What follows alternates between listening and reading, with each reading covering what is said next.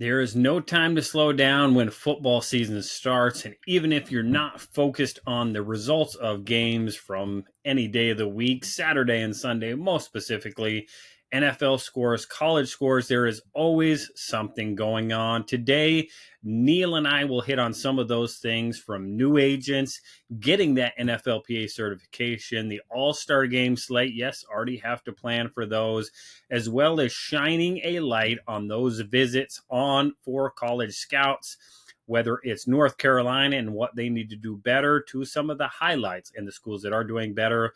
We challenge pro liaisons and scouts to be better and make scouting a better industry. All that and more today here on Scouting the League.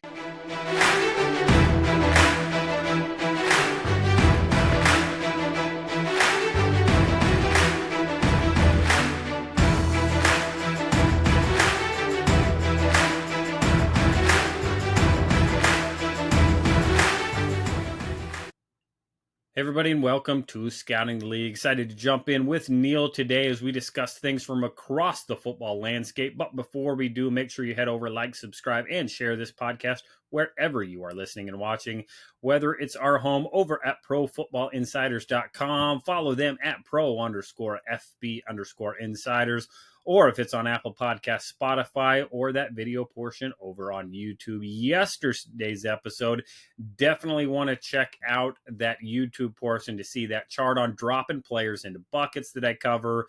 Become a better scout. Follow that chart. Follow that bucket format. It's going to help you differentiate, really hone in on some of those players. But wherever you're at, like it, subscribe it, share it.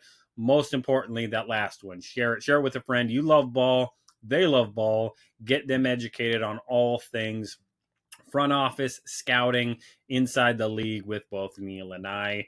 I am Rodrik David, former NFL scout, 6 years, 6 drafts in the draft room with the Atlanta Falcons, 1 year with the Tennessee Titans as well. Spent time in the pro department and the college department out in the Midwest area for the Falcons.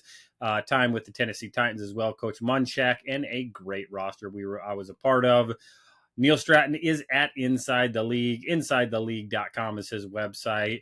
Whether it's his website, InsideTheLeague.com, or my website, RSAFootball.com. If you are an agent, we are talking to you today about a couple of different things, whether you're newly certified or are going through the process, scouting, front office, cap, everything in between. Hit up Neil or myself at either of our websites or on X to get educated on anything we can help answer.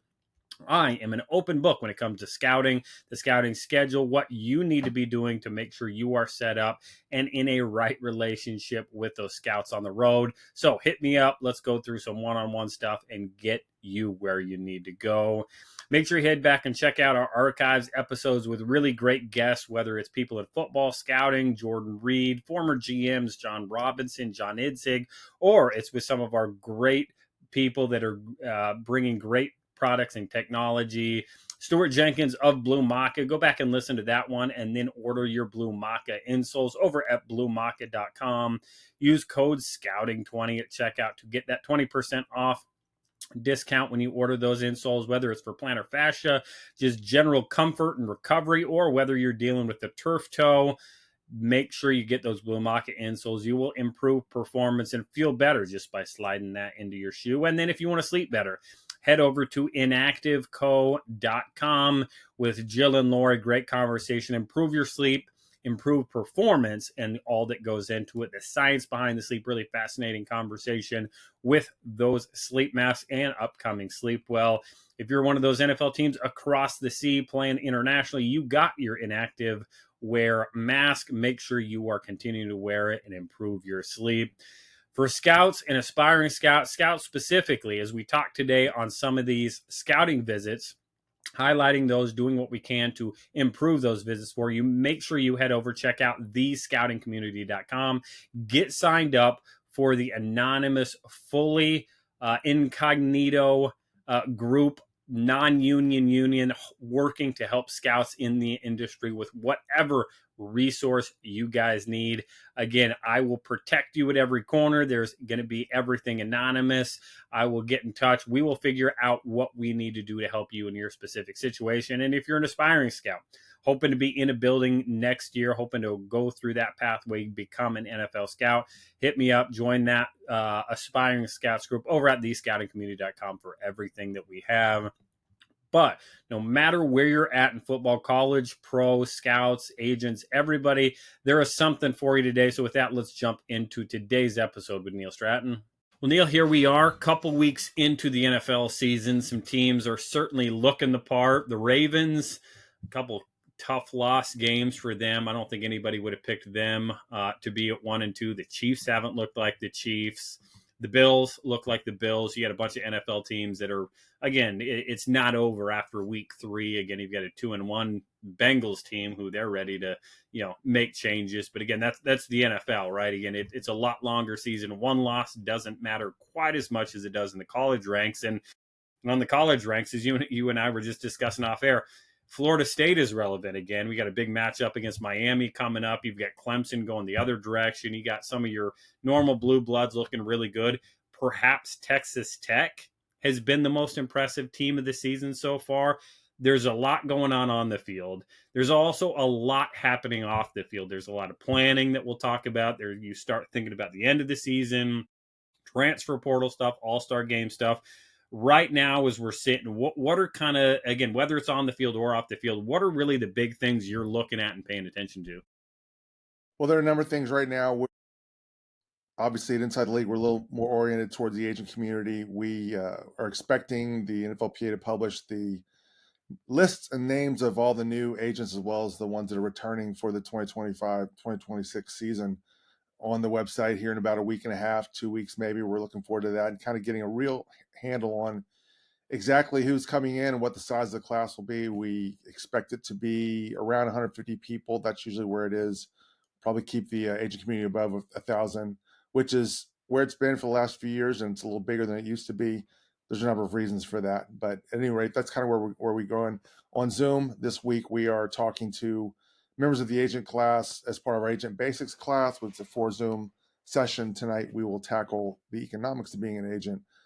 On Thursday, we'll talk about training. But as far as what's happening on the field, boy, there's so much. And I don't recall as many titanic matchups so early in the season on the NFL side. I mean, you got to hand it to the schedule maker because what a game last night. The Sunday night game from last week was last week or 2 weeks ago. We had Bills, Ravens, and a lot of these teams that are normally the blue bloods of the league they've kind of got a little bit of rash on their records, but I don't think it's necessarily because they're bad teams. I just think we're seeing so many good teams matched up. I mean, someone's got to win, someone's got to lose.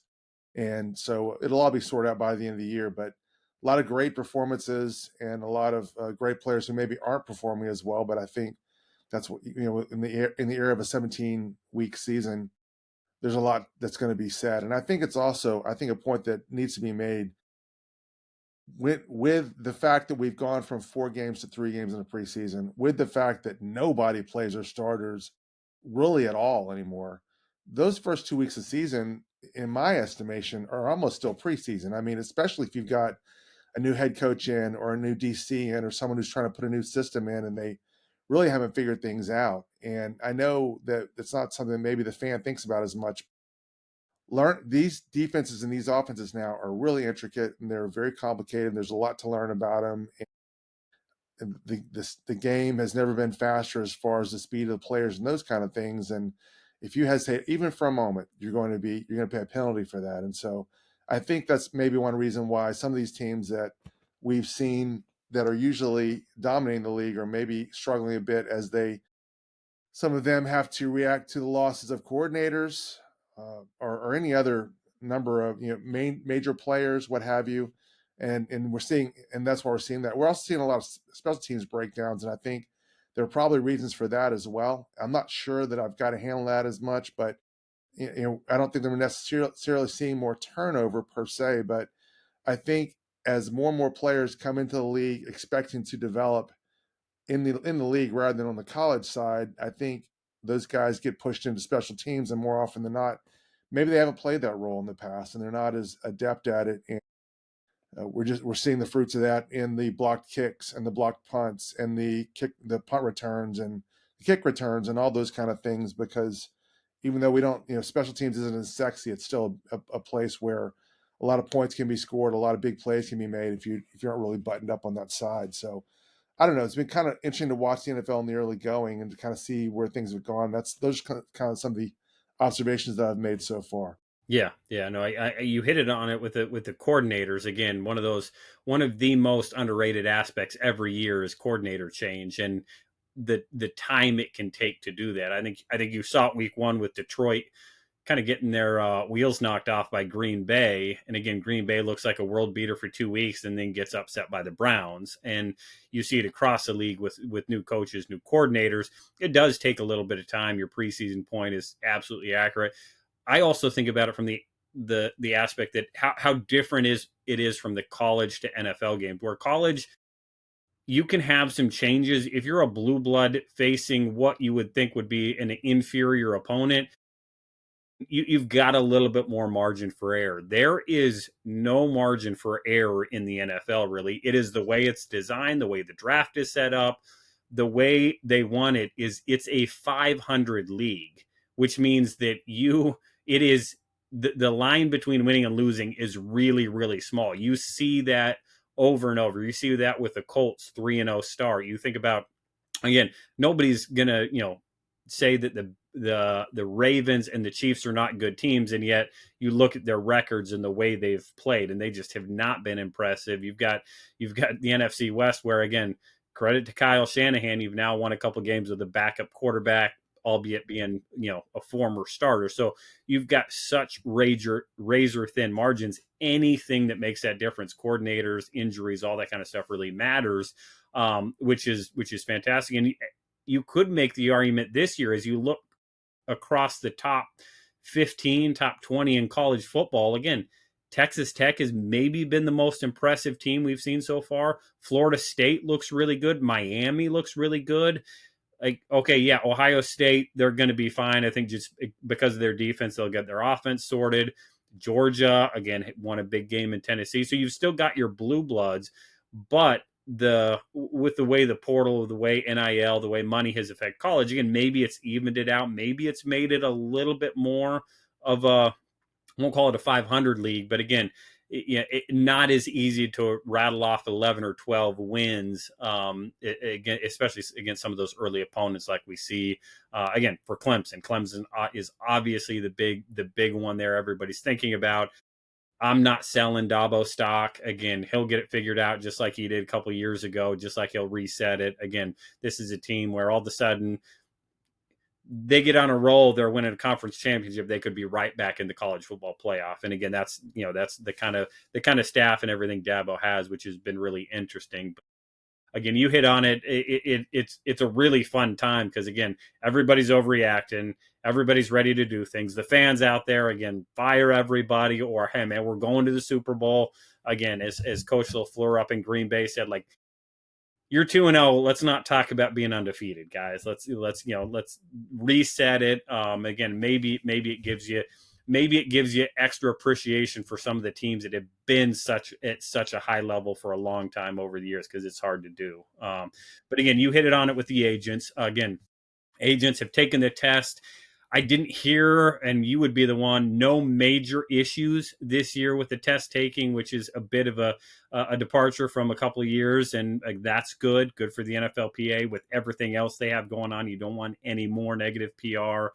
Those agents are going to start getting into, again, actually doing the job, right? Whether it's, again, getting out and recruiting for the draft or getting out and recruiting for the portal, which again, that's a whole different bag of weeds. And again, whether you have to be certified for that, you're probably doing it anyway.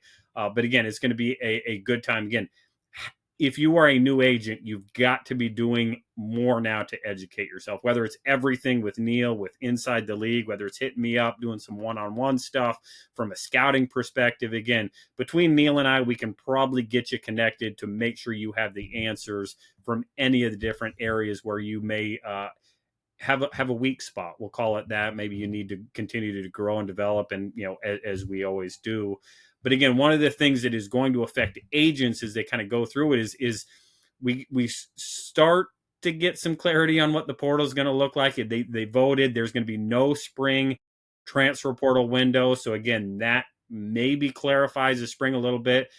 But it sounds as if right now that January 2nd to 11th portal window is still going to be there. We've heard Ryan Day be vocal about it. We've heard some of the other top programs talk about it. Like, if you're planning on being in the semifinal or final, you are really, really challenged with that spring portal because, again, this year the semifinals are on the 8th and 9th, and the national championship is on the 19th. We still have to have portal clarity. We've still got to get that right. Because of the school year, it can't wait until after the national championship game. Neil, what is going to happen? Where is it going to go? And is there going to be any clean solution for it? It still seems a little early to me. To me, it should be after the national championship game. It is. That's the bad news. The good news is we probably won't see as many bowl teams that can't play or are decidedly undermanned because they lost so many players. They're looking for new destinations. So I think we're moving in the right direction. It's just going to be a matter of tweaking it and getting it just right. I don't think those teams that are still in the playoffs should be penalized. And I don't know how you can have a focus on one side on the field as well as off the field. And now maybe if this does persist, maybe we do start to see more of a movement of NFL scouts towards the college game because, again, you're having to maintain the on the field as well as off the field at a very at the same time with two critically important parts of the year. And so maybe we will start to see teams kind of follow that Oklahoma model and start to really build out their scouting staffs. Time will tell. I don't want to haul off and say that this is going to happen in the next 48 hours and hear a bunch of NFL scouts saying, "Hey, man, I heard you that on the podcast you said the colleges are going to start hiring all these scouts." But I do think if this persists and we start to see teams, especially the teams at the top level, having to be ready, have all men on deck for the games as well as all on deck for the portal, they've got to do it. And right now, again, we're still seeing schools kind of try to have their coaches be their scouts as well for the most part. But there could be a sea change in that if that persists. So a lot of people kind of keeping an eye on where that goes and if that kind of formalizes, and if it does, wow, it could have an impact on things. Yeah. Again, you start to think about if you want to penalize your good teams to create that NFL model, all of the draft, again, you're hamstringing those teams that are in the college football playoff one way or another because of the way the schedule falls and how close you are right to that portal window opening. So again, if you want to make that argument, I don't think the NCAA and whoever's making these decisions are factoring that in at all, because at the end of the day, I think the NCAA is happy having half the blue bloods in the college football play. You want Alabama, you want Ohio State, you want Georgia, you want SC, you want some of these big programs in the college football playoff every year. You're fine with that. They're going to travel. Now let's trickle in some of these, these maybe tier 2 premier programs, not tier 2, some of these premier programs who are not quite at that level. Again, Florida State used to be, they could be back in that group. Clemson, again, depending on how you feel about them. Miami would be one of those great ones. But again, you start to, it almost does look like a penalty to be in the college football playoff. And again, that's where it comes down to letting your scout and build a roster, which can be really, really tough, and let your coaches coach and go win games. And again, when you start thinking about that NFL model, again, that is happening in certain ways at the NFL level. Again, your scouts are scouting for free agency if your team is getting in and through the playoffs, and you're going to be a little bit ahead. But again, you're still talking a month and a half between when that final Super Bowl game is played and when free agency truly hits off. So you still have that chance. So again, you can't compare it truly. And again, you talk about being a student athlete. Again, there's still that element of it. And again, as long as we have a spring semester starting, you can understand why you can't push it back any further. So again, what becomes the next answer? I don't know. People a lot smarter than me have to get in a room and figure it out as we go down that path, because again, there is going to be lawsuits, legislation, and everything else coming to the forefront as this doesn't get resolved and kind of just gets pushed down the road. So again, it's going to be interesting with the portal. Again, if you're an agent out there working the portal, again, you have to be working the portal all the time because, again, as we saw with Virginia Tech and UCLA, hey, the portal is wide open for them right now because they both already made a head coaching change. So again, you always get your caveats. You're going to get coaches moving. So again, the portal is not restricted, of course, to that January 2nd to 11th. There's going to be lots of reasons why players find their way into the portal, whether it's a good decision or bad decision. That's going to be a unique circumstance for each of them. But again, we'll see them. The portal recruitment and portal and roster scraping, everything like that is not slowing down at all. So let's transition from there. Again, as we talk through kind of that same window, we get into January. Kind of that next domino that falls is the All-Star games, which again, you think about some of these players that again we're finally getting out of the COVID era eligibility. Though I looked at a player the other day who I don't understand how they're still playing in college football. Truly, they had a red shirt, they had a medical red shirt. They played over 7 games, 4 years, and yet they're playing this year. I don't know some of these guys' eligibility. It is remarkable, but some of these guys are going to come down to January. They're going to make a decision on the portal or the NFL draft, which means one of these All-Star games that's rolling around. You in your Friday wrap last week talked about we've got 6 games at this point, from CGS on January 9th to 11th to Hula Bowl January 10th. You've got Tropical Bowl the 18th. You've got the new American Bowl on the 22nd. We're going to focus on those because the East-West Shrine and the Senior Bowl, they are different games. They're not going anywhere. They are solid, established, probably only going to continue to get bigger at the end of January. We've got 4 All-Star games, Neil. First question, is that too many All-Star games at this size, at this level? I don't think it's too many. I just think you have to come with a different attitude for them because especially, let's tell the truth here. The Shrine, the Senior, those are for your more upper tier players, your more finished products, those kind of things. I think the American Bowl is probably going to be your kind of number 3 game. That's going to be populated mostly by UDFAs and day 3 types, but a lot of solid players still. And they're going to come from a lot of different places. Now, the Hula Bowl is going to be an expenses paid game, which is going to be attractive for agents, and you're going to see a lot more players push in that direction. Hats off to them for hiring a good football man. I'm really excited about Todd Worley, and hopefully we'll have him on the podcast soon enough, talking a little bit about who he is and the direction he wants to go with the game. But I think you're going to start seeing a lot more rotational players in that game. That's just, at the end of the day, there's only so many spots out there and so many positions that players can play and schools where they can play, and we can populate a game with a bunch of players who are of no interest to NFL teams, but that's not really, at the end of the day, your scouts and your NFL teams are kind of your customers when it comes to All-Star games. So it's just going to be a little different aspect of things. You're going to be looking more for your special teamers and maybe guys that are still developing, maybe the multi-transfer kind of guys at the Hula Bowl, and then the CGS and the Tropical Bowl, really a lot more developmental as well. And probably, again, they've always been maybe a little more oriented towards the smaller schools and maybe the G5s. I think that's going to continue. We saw, I think, 27 players make it to 90-man rosters from the CGS and 25 from the Tropical Bowl. Don't quote me on that. Maybe it was flipped, but it was in that area. And that's about 5th or 6th of the rosters for those teams. So not to say that, believe me, I'm not trying to diminish either one of them, but we're going to see probably more scouting assistants attending those games, if I'm being honest. We're going to be, not only will the players be developmental, but so will the evaluators.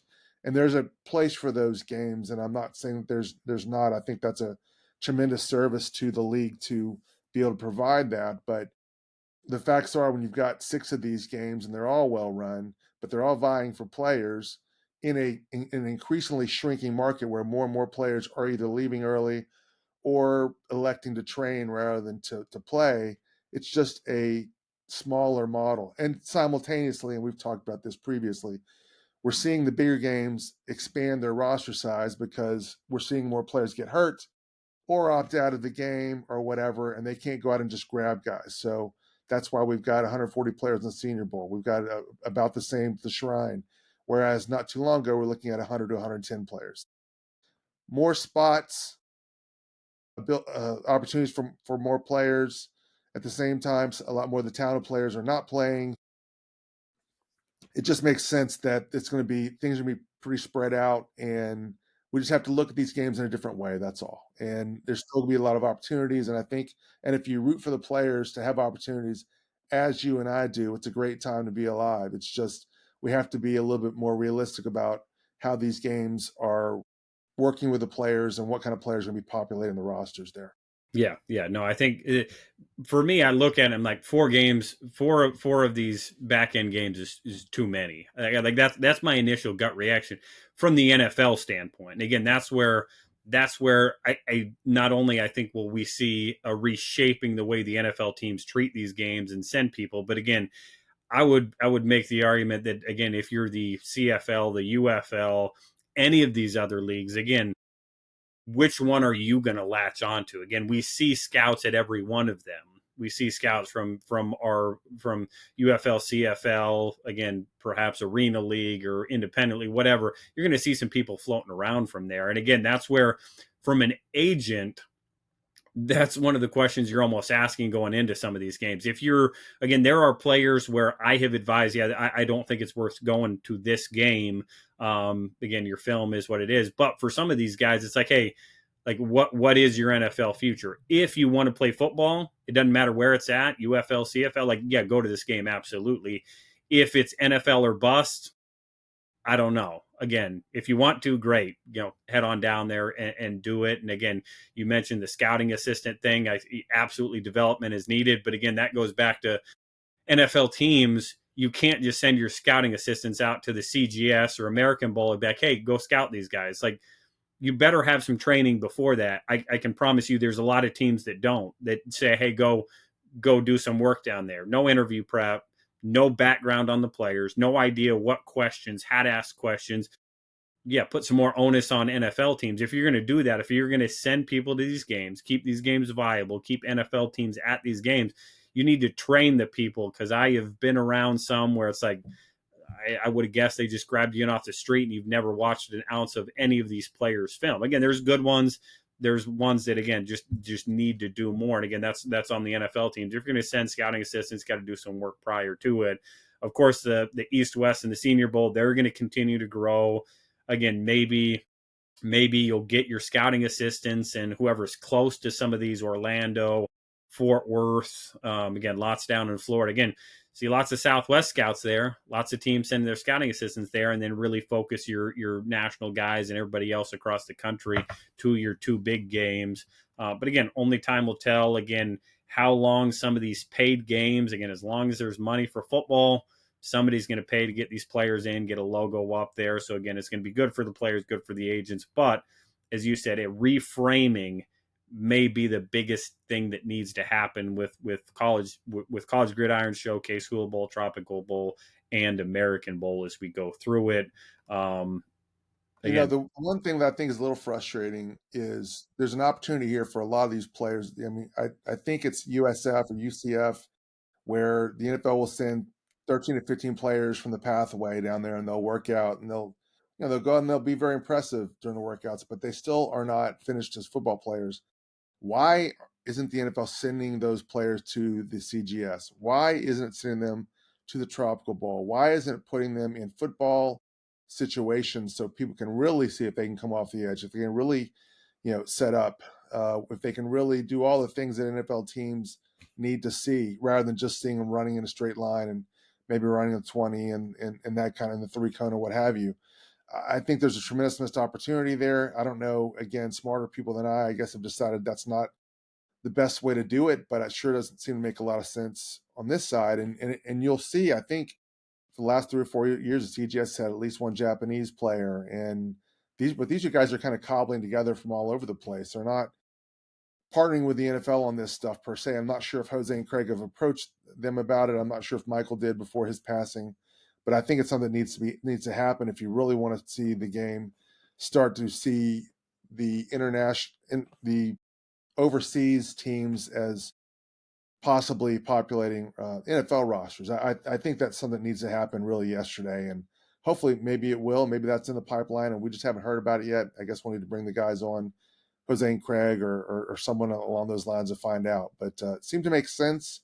And I don't know why it hasn't happened so far. Hopefully it will happen sometime soon. Yeah, well, if you haven't heard about it, Neil, it's probably not in the pipeline because again, you've got your ear there, and you are the man with the sources. So again, makes a ton of sense. Instead of they do a great job training them down at IMG, taking them through everything. They're good coaches, but at some point, put these guys by players that have played for 4 years, 5 years, and again, a couple of days, and then you head back to IMG and again get that taste for it. I know when we had our friend Mark Bilgarian on, he talked about again getting down to the Senior Bowl and seeing those in person, feeling the intensity of it. That's great standing on the sidelines. I know they have the specialists do a little bit of stuff, a little bit more than maybe the other positions, but hey, how about you throw a helmet and some pads on them and really crank it up? Absolutely. I think it makes a ton of sense. Make sure you come talk to Neil about it because he's probably got more of a plan than he'll even share on the podcast. He's got thoughts on it. We will get Neil, international lead all-star game liaison. We can just get a title for you ready to go. That way it's we'll get him down to the CGS. It makes the most sense. Lots of good interview time. Again, I will always fight for the CGS. It was one of my favorite games when I was a scout. I've been there since. It's a great one. It's run really well by our friends Craig and Jose, and again, great opportunity to see some of those players. And again, many of those players, again, if you want to see a bunch of CFL scouts, those are the ones I remember. It was, again, an XFL sponsored game at one point. So again, a ton of ties into those. Again, that's our plug and 2 cents for the CGS. Again, if you're a director of one of these other games, you probably need to come on here and make your pitch for your all-star game. We'd be happy to have you talk through everything here on Scouting the League. So again, if you don't have my number, you probably have Neil's number. I can about guarantee that. So hit him up, get you scheduled to come on, and we'll talk about your specific all-star game. Well, one more thing we want to hit on today, Neil, is his Bill Belichick can't ever stay out of the headlines, whether it's girlfriend on the sideline, which I think got blown way out of proportion. Again, every coach has a wife, girlfriend, whatever on the sideline. Again, it's Bill, whatever. Bill's a good coach. He's a good football coach. Everything else we can come to question. Again, what decisions he's making with Mike Lombardi there. But again, the spotlight was really put in a way where I don't remember it being put on scouts' visits across the country. I don't remember a time where the national media made the big deal out of a scout visiting a school the way it happened. And obviously, there was a unique case with North Carolina saying no to all Patriot scouts and saying no to a number of Bronco scouts. If that was part of Francie Jordan being the pro liaison, former Bronco guy. I thought it was hilarious that Mike Vrabel turned around and I think it was Monday press conference after it said, Bill's welcome here whenever he wants. Really, again, just put that spotlight back on the North Carolina program. But again, it's put a spotlight on scout visits, which I think is good for the scouting world. It's good for people to understand, hey, it's not easy to walk into a building and get everything you need from that school to help your team make the decision when it comes. Again, now is a time where you're doing a ton of background, ton of character. You're trying to get at least an idea of what the medical situation, academic situation, and not even specific injuries or specific grades, but how is he with the training staff? How is he with the tutors? How is he attending class? How is he with prehab and rehab and all those kinds of things? And there are schools that do it really well. We highlight them. We talked about it with Aaron Hodges last week. Alabama, for a long time, has been a benchmark of like, this is the way you do a visit. Not only do you get a bunch of information, hey, we'll also feed you some good food. Again, always a quick way to anybody in the football world's heart is, feed them some good food. Again, we've had some positive, you highlighted some of them in your Friday wrap. Again, Utah, Oregon, Texas Tech, Wake Forest, Tennessee, Cal, SMU, USC, all got shout outs. Good job to all of them. Again, Texas Tech is a perfect example this year. You want to do a good job recruiting, dominating the portal. Also make it good for scouts because, again, agents in the portal, if you're the director of player personnel at Texas Tech, you can say, hey, this is our NIL number. Also, we're going to be wide open for scouts. That way, when your player comes in here, they're going to have all the answers come draft time. That is good recruiting and good portal, a good portal plan for the school. Again, a couple okays. Houston got an okay, better than it used to be under former coach Dana Holgerson and kind of the way he operated. Some of these visits that feel okay. Again, that sounds like Rutgers. Hey, they feed us, but we don't get any information out of them. Again, that used to be Michigan always used to put on a really nice face, and it was super restrictive. How important is it for schools to have good policies for scouts to come in to help them through the process and to get all that information? It's never been more important for one reason and one reason alone. These NIL agents, and I talked to several of them in a Friday wrap a couple weeks ago. They are obviously trying to get resources for their clients, but they're also trying to set them up for the NFL game. And if you are not friendly to the scouts and you don't make it clear that that's a priority and that that's part of the package when you're recruiting a player, it's going to hurt you. It's going to cost you more importantly. And I think, especially if you look at some of these schools, Wake Forest, I got an unbelievably positive report on them and what they're doing. They're really embracing helping scouts out. Indiana has improved. Last year, heard a lot of negatives. I'm hearing positives this year. But USC, especially, really consistently has improved as well. Those are three early contenders for best visit that we'll hand out in Indianapolis in February, obviously. But I just think that North Carolina, obviously, they haven't had a lot of success on the field this year.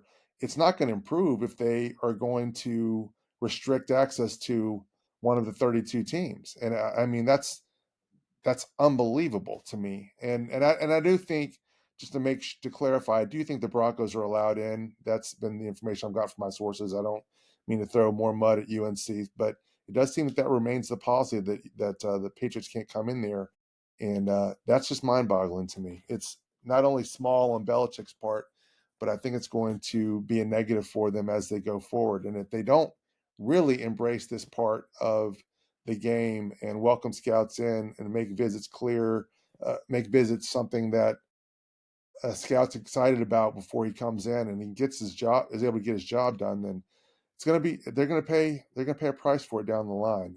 I mean, it's never been a time when you've got to embrace players and what they're seeking more so than today. And right now there's a negative where there should be a positive there for them. So I do think it's important. I think business is important. I think this way the school approaches things is probably more important now than it ever has been if you want to be able to keep up with the teams like the Texas Techs, who you can say they've got a Frankenstein team built with a bunch of parts from all over the place, but the fact is they have been very successful, and they've got an outside shot at going undefeated this year if you look at their schedule the rest of the way.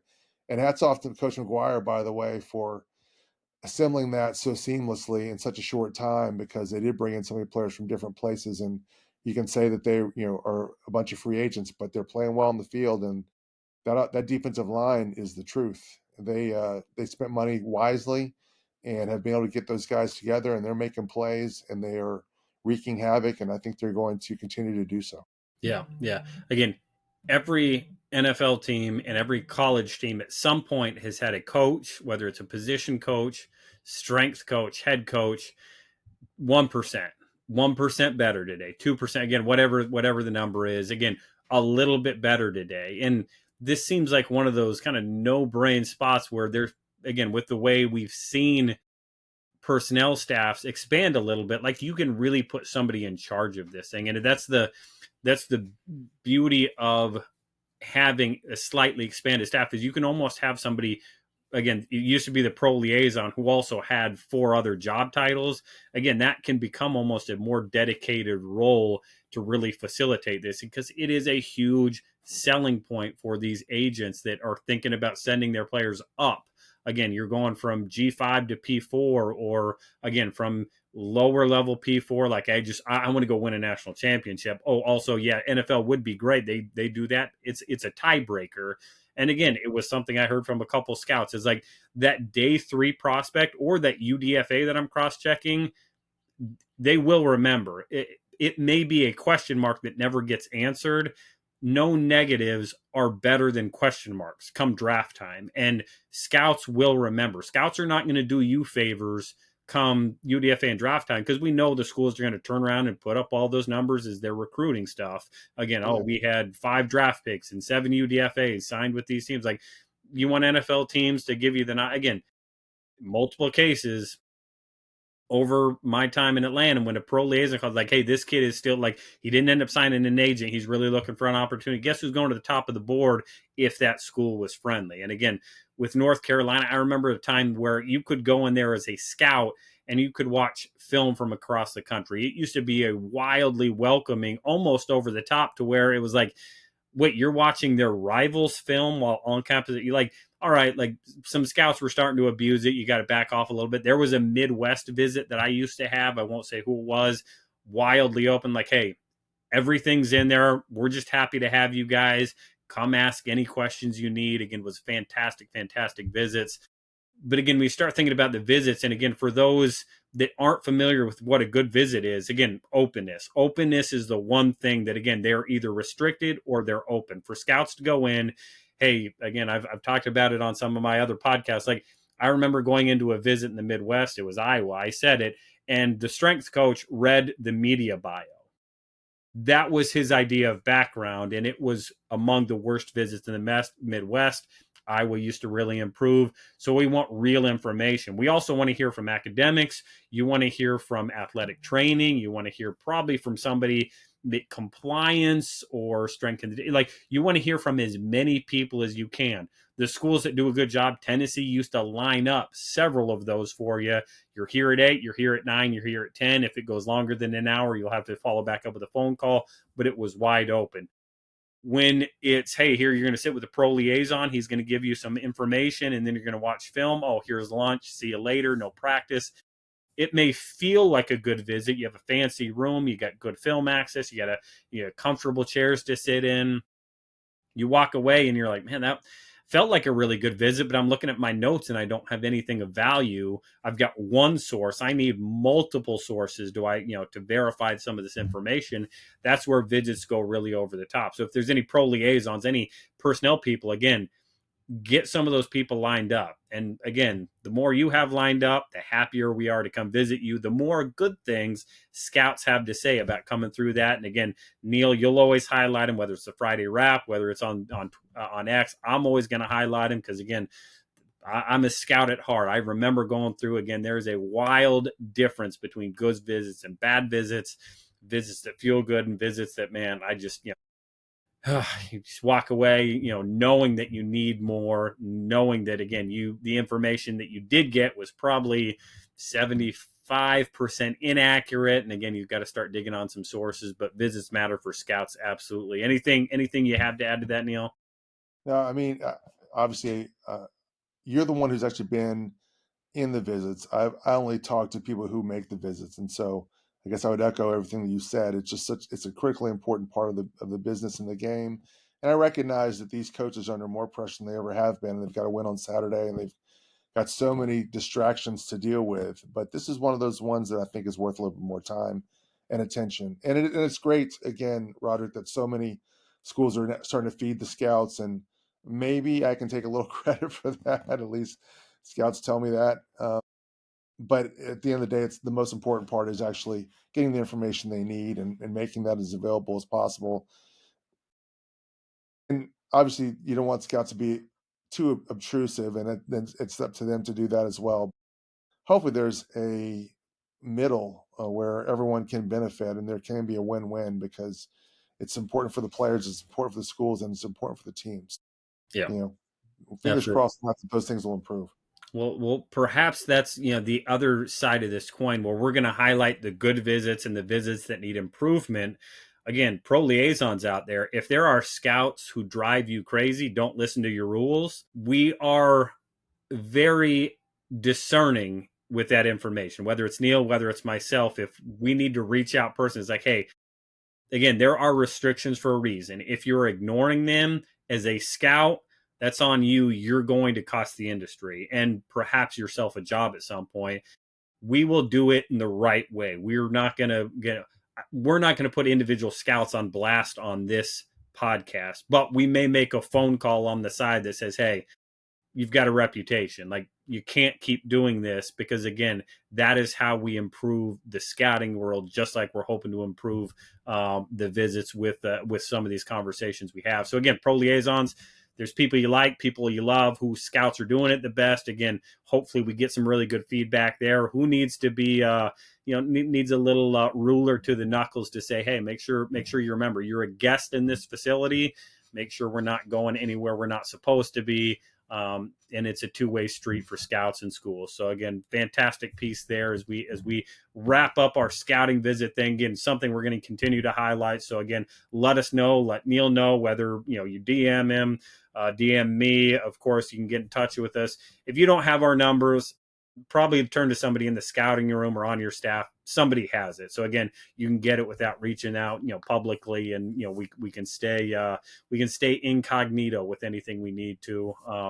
Neil, as we get through, again, what do we have to look forward to? Again, this is one of my favorite times of the year from a pro scouting perspective, because rosters are starting to settle a little bit, which also means that from good pro scouting departments can maybe make a move or two here or there that improves your roster. That was one thing I love to do. You finally probably had a chance as a pro scout to get through any of the preseason film. Who were some of the surprise cuts? Maybe you've seen a week or two or three of your own players to know, hey, it's time to make a change. Roster building every week of the year, one of my favorite things. What are you on the lookout for? What are you excited for these next couple of weeks? Well, we're just monitoring so many things related to, like you said, the roster completion.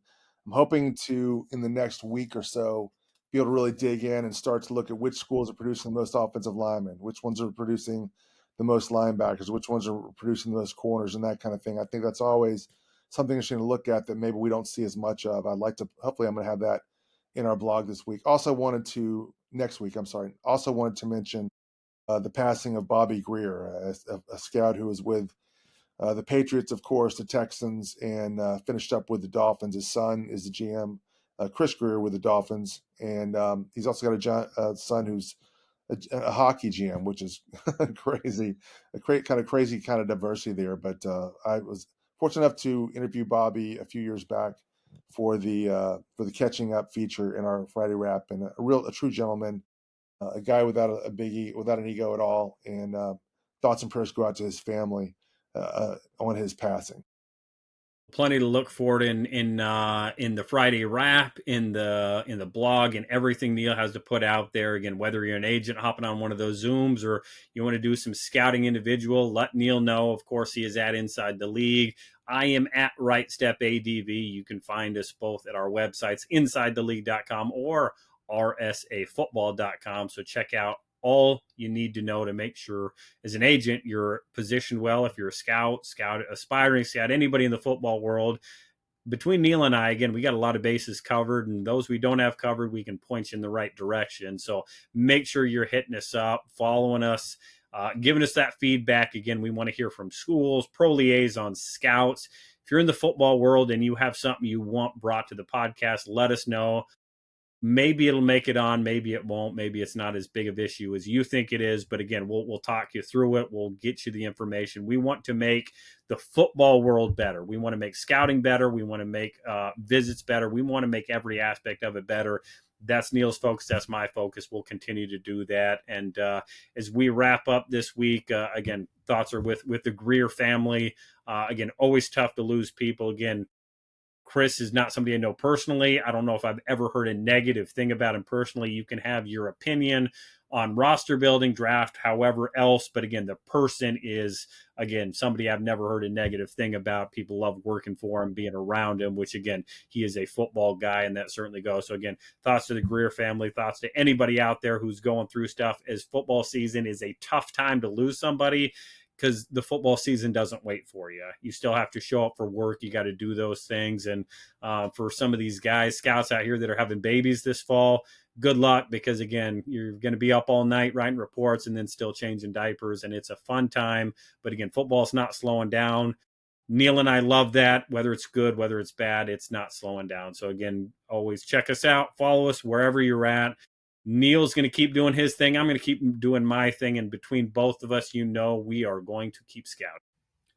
Agents, before we go, make sure you go check out Agent Live 360. It is at agentlive360.com for everything you need for your agency, from players to coaches, managing profiles, tracking invoices, sending invoices, getting paid, keeping up on every element of your entire agency. Notification emails, file folder storage, ROI, transactions, invoices, calendar, contracts, teams, reps, everything all in one spot for you. That is Agent Live 360. Hop on, request a demo. Yours truly will hop on, walk you through it. I can promise you we will talk some football as well. Sign up now with code TRIAL90 for a 90-day, 3-month trial at just $10 a month for Agent Live 360. That's at agentlive360.com. Go check it out now.